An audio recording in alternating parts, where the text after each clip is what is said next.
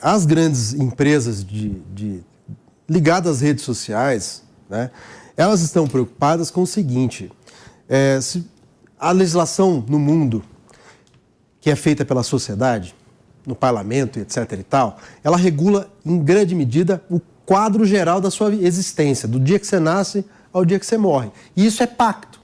Não é o Estado mandando. O Estado depois vai ser o responsável por aplicar a lei, cuidar da lei, zelar para que ela seja aplicada, etc. e tal. E você não tem área de sombra, que é território sem lei. O que essas big techs das comunicações querem é que as redes sociais sejam um território sem lei. O que acontece, na verdade, é que elas precisam ser responsabilizadas quando elas ganham, e ganham muito, com notícias falsas, com crimes sendo transmitidos. E isso, elas querem frear esse tipo de processo e chamam isso de controle. Chamam isso de ataque à liberdade de imprensa e à liberdade de expressão. Isso é um jogo das grandes empresas ligadas às redes sociais que não querem ser responsabilizadas por terem sido o meio, o canal. Se um jornal publica uma notícia, se aqui a Jovem Pan faz uma matéria falsa, ela é responsabilizada. Se um jornal publica uma notícia falsa que causa dano à sociedade, ele vai ser responsabilizado criminalmente. As redes sociais querem se eximir dessa responsabilidade e estão usando, pela voz do Elon Musk, que é proprietário de uma delas, esse debate sobre liberdade de expressão como uma fumaça. Porque, na verdade, o que eles querem, esses setores das redes sociais, das big techs de comunicação das redes sociais do mundo, é que não haja nenhuma responsabilização sobre os crimes cometidos quando acontecem dentro das redes sociais. Eu acho que isso é um debate importante e eu acho uma pena que o presidente da Câmara, essa semana, tenha enterrado a proposta de responsabilização das redes sociais. Porque isso é importante, amplia a democracia, fortalece a democracia, regulamenta essas grandes empresas que não querem nenhuma responsabilidade e só almejam aqui lucrar e lucrar e lucrar. Isso tem que ser controlado, o interesse é público. Mas mesmo sem essa legislação, agora são 3 horas e 50 minutos, mesmo sem essa legislação, o que o Elon Musk está reclamando é que a justiça já tem afetado a empresa dele, os negócios, que teria violado o sigilo de trocas de mensagens, pedido informações pessoais que, por política, a empresa não cede, que seria uma espécie de violação de correspondência. Nem pelo Marco Civil da internet, ele falou que até essa lei foi... Não, aí tem que... Será que no cerne do problema, da violação de liberdades individuais, será que não está também havendo um problema aí? Não, com regulação ou não, independentemente disso, se é necessário um código ou não, mas não tem liberdades sendo violadas? O que o Elon Musk fez algum tempo atrás, no chamado Twitter Files, né, os arquivos do Twitter, para dizer que no Brasil havia uma perseguição, ele usou um exemplo de um caso em que a justiça brasileira estava pleiteando informações sobre uma conta no Twitter e que atribuiu isso na publicação do Twitter, de maneira irresponsável, como sendo obra do Alexandre de Moraes, sendo que isso era uma investigação do GAECO aqui de São Paulo, de um investigado ligado, tudo eu vou falar supostamente, porque esse processo ainda não acabou e eu nem tenho conhecimento de estado que ele está, mas era uma investigação do GAECO aqui de São Paulo, do Ministério Público Estadual, investigando um suposto integrante do PCC e que fez um pedido ao Twitter de fornecimento. Isso está previsto, João, na lei do acesso à informação. Isso está previsto na legislação brasileira. Quando o risco, isso está sob investigação de um delegado de polícia, do Ministério Público, que tem poder de investigação também, garantido lá pela PEC 37, tem que fornecer informação. Não há sigilo que possa ultrapassar o interesse público quando há uma investigação sobre um crime. E no caso do Elon Musk, que essa semana foi divulgada, o exemplo dado e trazido à baila, né, nessa divulgação toda e é um exemplo do GAECO de São Paulo. Ou seja, teve que se desmentir. Ele pediu desculpas. Mas as desculpas que ele pediu, lá no finalzinho, no rodapé, não vai aparecer, vai ficar sempre a imagem da primeira denúncia. Que o Senado levou ele lá para fazer o circo, né? O Senado levou para fazer o circo. A Mônica está certa, porque assim, os senadores aumentam o circo. Ele foi lá prestar um depoimento seríssimo e estão descredibilizando ele, né? E sem contar que nenhum perfil de esquerda que caiu. Ele se descredibilizou. Ele foi trecho. João, ele se descredibilizou quando ele mentiu. Ele falou, olha só o que o Alexandre de Moraes está fazendo no Brasil. Os outros perfis e o caso... Não, uma coisa... Não, espera, Brau. Nós estamos falando de um caso que é o seguinte... Foi feito um pedido de informação sobre uma conta no Twitter. E o Twitter disse, eu não forneço. O Estado falou, se você não fornecer, isso pode ter responsabilização penal. Aí o Twitter falou, estão me ameaçando. Claro que a lei tem que ser cumprida. Twitter, você tem uma atuação extraterritorial e atua aqui no Brasil, você exerce seu papel, é um negócio aqui no Brasil, tem que cumprir a lei brasileira. Isso é básico. Isso é elementar. Agora, se o STF está bloqueando contas de criminosos contumazes, é o debate. Eu acho que não tem nenhuma conta bloqueada de gente inocente. Nenhuma. Se tiver, vamos trazer aqui para o debate.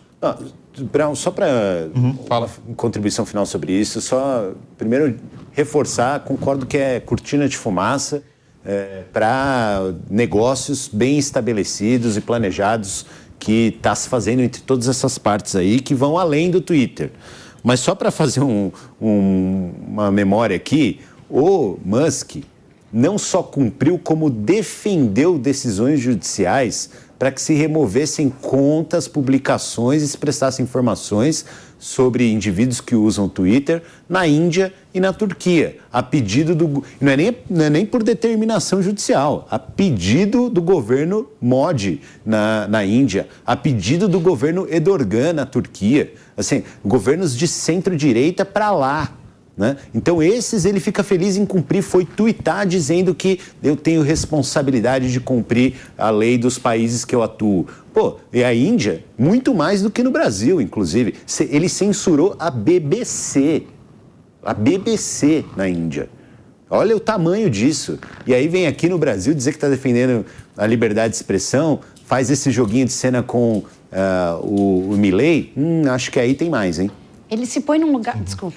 Oi, pode ir, Mônica, por favor. Ele se pôs num lugar de muito mais relevância do que ele deveria ter. Olha, nós estamos na Jovem Pan e o que está escrito ali é Musk versus Brasil. Olha o tamanho que ele ficou, né? Ficou gigantesco. Para ele isso tudo está sendo ótimo, está sendo lindo. E aí, para mim, o que eu lamento é ver, por exemplo, listas de países, né, que não tem o Twitter. E aí coloca lá, o Brasil vai se juntar a China, Irã, Cazaquistão, etc., por proibir o Twitter. E esquecem de falar que, no caso do Brasil, é por ordem judicial. Então, não dá para pôr no mesmo patamar, porque... De novo, dizer que a nossa democracia é igual à democracia desses países todos, mesmo para quem acha que não há liberdade de expressão no Brasil, mesmo para quem acha que existe uma ditadura, né, maluca do STF, que não, é até uma contradição em termos, não é possível uma ditadura do STF, porque as ditaduras implicam justamente no fechamento de STF e tomada do poder para alguém dos outros dois poderes. Mas, ok... Mesmo para quem acredita nisso, colocar o Brasil no mesmo patamar que China, Irã, Cazaquistão... É muito perigoso até para nós, porque enfraquece a nossa posição. Fala, João. Seria um sistema mais de juristocracia, né? Com o judiciário acima de todos, de fato, e sufocando os outros, como vem fazendo com o Congresso. Mas o que o Musk falou é que nunca viu ordens desse volume e a quantidade de ordens, né? Foi isso que ele falou, até porque passa por análise de um jurídico. Cumpriu muito mais na Índia. Duvido que ele falou, João, que foi... Na Índia cumpriu muito mais. É a pedido do governo, nem foi da justiça. É o país mais populoso do mundo. Pelo que ele falou, certamente ele não falaria isso sem uma análise prévia do seu jurídico brasileiro, né?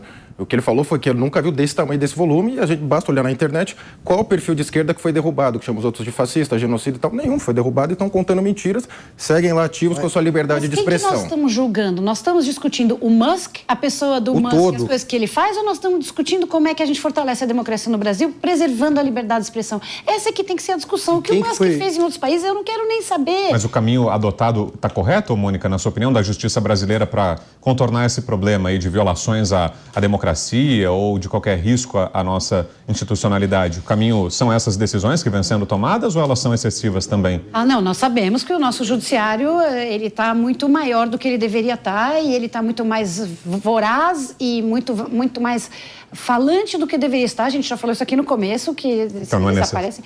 Uma correção de rumos é necessária, né? Mas quem pode fazer isso é o Senado Federal. Quem tem esse papel é o Senado Federal e que faça, assim, é importante para que o Supremo, inclusive, volte a ter o respeito da população brasileira, a nossa Suprema Corte. Não é possível a gente estar discutindo desta forma o nosso Supremo Tribunal Federal.